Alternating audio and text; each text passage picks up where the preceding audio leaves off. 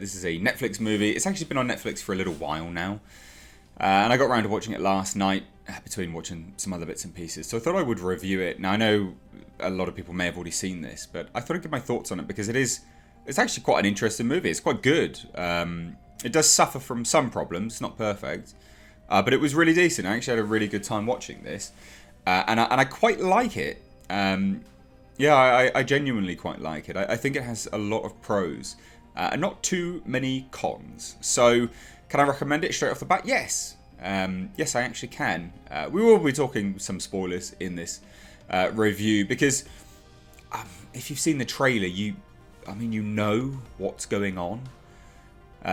So if you haven't seen it and you haven't seen the trailer and you want to watch this movie based on me saying, yeah, it's good, don't watch the rest of this review and don't look at the trailer because the trailer does spoil some things. But that being said, let's dive into this review. And like I said, you have been warned on some of the spoilers. So Anthony Mackie, I actually really like Anthony Mackie. I think he's a good actor, and I think he's sadly typecast a little bit these days. However, and I will say this much, is that Anthony Mackie has been doing some stellar work in choosing the films that he appears in, of late. Now, I'm not too sure how close to filming other things this was, but he was in Synchronic, and that was one of my favourite films for the past couple of years. It was on par with Ford versus Ferrari or Le Mans, which is genuinely one of my favourite films of all time. I really liked Synchronic, and Anthony Mackie was great in it. And I think he got to display a reasonable amount of range in this film. I still think he was somewhat underutilised and somewhat typecast to a certain degree. But, that being said, still pretty bloody good in terms of Anthony Mackie as a choice for the lead. Now, the other actor, Damson Idris, was a good choice, actually. I thought he was pretty decent in this film. Now, it is quite literally just these two leads. So, Damson Idris is a drone pilot that disobeys a direct order, trying to save a whole squad.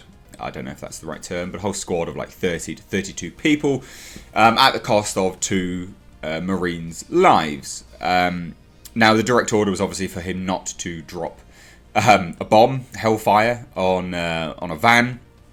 Now, the van very clearly did have a shooter in it, and more people could have died, and I understand why he did it. So, it was interesting that they still sort of, I don't know whether they court-martialed him, but they basically put him on ground duty as a punishment. And that's where he then meets Anthony Mackie's character. Now, that's an interesting choice to open up, because we are shown it in a way which makes us sympathise with the character. Lieutenant Harp, the chap's name, is Damson Idris. So I didn't quite understand whether we were supposed to feel for that or not, because as we moved along into the movie, we're sort of questioning whether we are supposed to feel that for him or not. He made the right choice, but he didn't.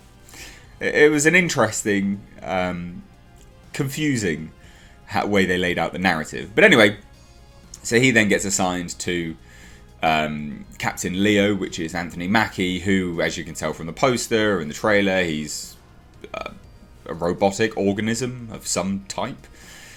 He is a prototype created by the US military. And from there, it goes a bit absolutely mental. Yeah, it goes mental. Anthony Mackie is basically on his own mission. Captain Leo's on his own mission to go and take down a terrorist who is the actor is the same bad guy who played the sort of Captain Nazi in Overlord. Great actor, needs to be in more things, very imposing, very, very good actor. Although, sadly, very underused in this film, but still, don't begrudge him being in it because he was good. So he goes on this like weird little sort of terrorist hunt, and we learn all throughout the movie that basically he can do whatever he wants. He does have command protocols, but he chose Lieutenant Harp for a reason. And there is a big twist at the end, and I was somewhat surprised by the twist. I knew a twist was coming because it's a 2-hour plus movie, right? It's about 2 hours 10 or something like that.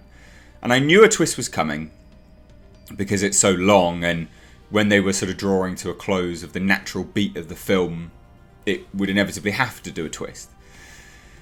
But I'm not sure whether I expected that twist or not. But I will say this: I didn't begrudge the twist. So basically, he goes on this mission to stop these terrorists, get these codes, these nuclear codes of this long forgotten, hidden nuclear bunker that no one knows where it is, but some people do, and he knows. And Lieutenant Harp is basically coerced into helping him do very questionable things against what they should be doing. And this is a test. Captain Leo does these things in front of him because Lieutenant Harp is supposed to stop him, but he doesn't, because obviously Captain Leo never told him that Captain Leo never told Lieutenant Harp that Lieutenant Harp was basically his final say. He was the one that can get him to stop doing things. And because Lieutenant Harp watched him do very, very questionable, illegal things, the override system in Captain Leo's programming dictates that he can then take charge, because he is the one which is shown to have better judgment. It's like a judgment paradox protocol or something like that. It was explained better in the film, and it was actually quite smart. I quite liked that. And then the twist is that Captain Leo wants to go and launch the nukes over America for the and it's not like some weird BS like agenda thing. For the simple reason that he shouldn't be alive. He doesn't want to be alive. He doesn't want more of them, and they need to realise that, well, yeah, basically they shouldn't be creating any more of these foot soldiers, these AI foot soldiers. So that's the thing, basically. He wanted to blow that up, and then obviously, blow some of the other military up as well, to stop the wars that were going on. He's a weapon, and he doesn't want other weapons being created, because he's smart. He's smarter than people. Now, I enjoyed that twist. I did enjoy that twist, but like I said, it's not perfect, and the film is really, really good, and I can strongly recommend it. But it suffers from a pacing issue, and I was speaking to a patron on the channel, Dan Tucker, and he said exactly the same thing, or he said his wife said exactly the same thing, was that when a movie does quite a big twist like that, if you don't nail it, and you don't, I guess, write it into the film's pacing more intelligently, it suffers a bit of a hiccup, because you think it's drawing to a close, and it's and then you get to the point. So it had a pacing problem towards the end. Not terrible though, not off-putting, but it was something which I noticed.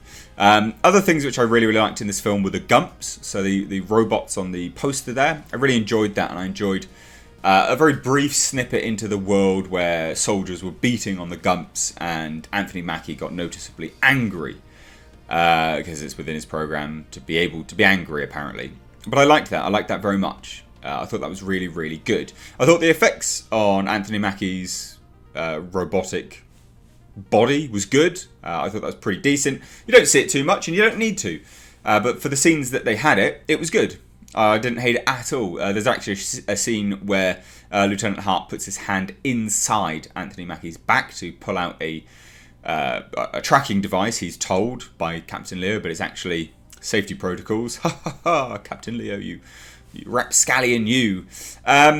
And I thought those effects were actually really, really decent. To be fair, you could see his fingers going into the back, and it was all see-through and stuff. And I thought it was decent. I genuinely enjoyed this film. Just suffers a little bit of a problem with pacing. I thought the gunplay was pretty good.